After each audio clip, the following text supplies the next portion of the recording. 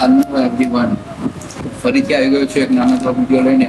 તો આ ટ્રેનિંગ વિડીયોની અંદર આપણે શીખીશું કે જેટલું પણ પેમેન્ટ આવ્યું હોય બિઝનેસની અંદર, તો એ પેમેન્ટને જે પેમેન્ટ થઈ ગયું છે એ પેમેન્ટની એન્ટ્રી આપણે કઈ રીતે કરીને પ્રોપર અકાઉન્ટિંગ મેન્ટેન કરી શકીએ.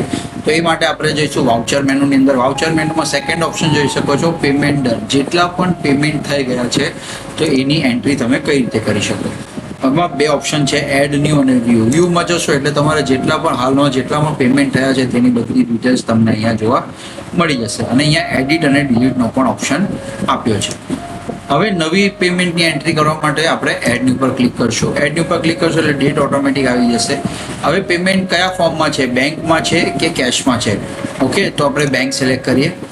બેંકમાં હવે તમારે કયા પાર્ટીનું પેમેન્ટ આવ્યું છે. તો હવે સપોઝ એક્ઝામ્પલ હું એક હાર્દિક 1 2 3 નું લઈ લો, અને જેવું હું અહીંયા ક્લિક કરીશ એટલે નીચે બતાવી જશે કે એમને કોઈ પેમેન્ટ ડ્યુ હોય કે કોઈ પેમેન્ટ બાકી હોય તો તમે અહીંયાથી ડાયરેક્ટ એને સિલેક્ટ પણ કરી શકો. જેવું અહીંયા સિલેક્ટ કરશો ઓટોમેટિક એનો ડ્યુ અમાઉન્ટ અહીંયા આવી જશે. હવે અહીંયા તમે કંઈ પણ એની જે પણ તમારે રિમાર્ક લખવું હોય કે ભાઈ ગુડ એક્ઝામ્પલ, ગુડ સર્વિસ, જે પણ તમારે રિમાર્ક લખવો હોય, અને જેવું તમે અહીંયા સબમિટ કરશો એટલે એ તમારા ડેટા તમે અહીંયા વ્યૂમાં જોઈ શકો છો. Bank 525 good service.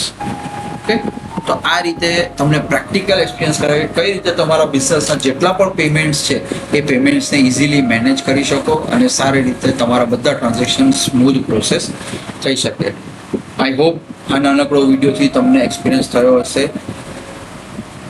તો મળીએ એક નવા વિડીયો સાથે, કંઈક નવું શીખવા માટે, કંઈક નવું જાણવા માટે. Thank you very much.